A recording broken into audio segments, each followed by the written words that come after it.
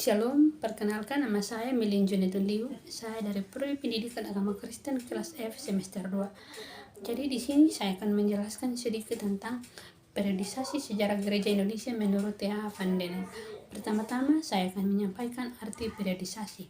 Secara umum, periodisasi atau pembabakan waktu adalah salah satu proses strukturisasi waktu dalam sejarah gereja dengan pembagian dari beberapa babak periode. Jadi dalam sejarah gereja Indonesia, periodisasi berarti suatu usaha dalam membagi-bagi masa sejarah gereja itu atas periode, atau membagi-bagi bagian batas-batas waktu tertentu. Jadi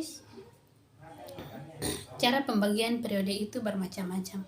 Ada yang membaginya dari segi perkembangan atau perluasan gereja itu, dan ada juga yang membaginya dari segi pertumbuhan organisasi atau dari kepemimpinan gereja itu sendiri. Di sini tokoh T.H. Van Denen dalam bukunya Cerita Ragi 1, ia menggunakan periodisasi yang berdasarkan pada segi sejarah gereja yang digabung, sehingga dengan demikian ia membagi sejarah gereja Indonesia dalam dua zaman besar. Dua zaman besar itu, yang pertama pada tahun 1522 sampai 1800. Pada periode ini, negara Eropa dan VOC memainkan peran penting dalam perluasan dan pemerintahan gereja.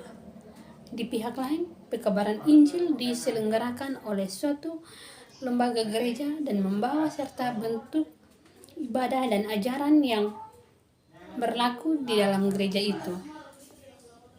Pendekatan terhadap agama dan kebudayaan yang mereka tempuh di Indonesia bersifat negatif semata-mata, dan orang Indonesia tidak ikut serta dalam kepemimpinan gereja.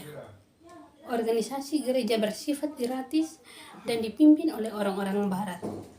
Yang kedua, pada tahun 1800 sampai 1940-an. Di periode ini, kemudian tokoh T.H. Van Denen membagi dua subperiode, yaitu yang pertama pada tahun 1800-an sampai 1860. Yang kedua pada tahun 1860 sampai 1920-an.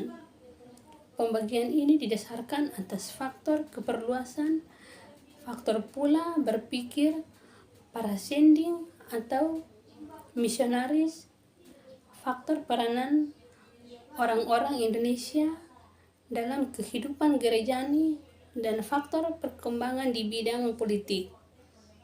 Faktor-faktor ini berlaku bagi sejarah gereja di Indonesia dilihat sebagai salah satu kesatuan. Sekian dan terima kasih.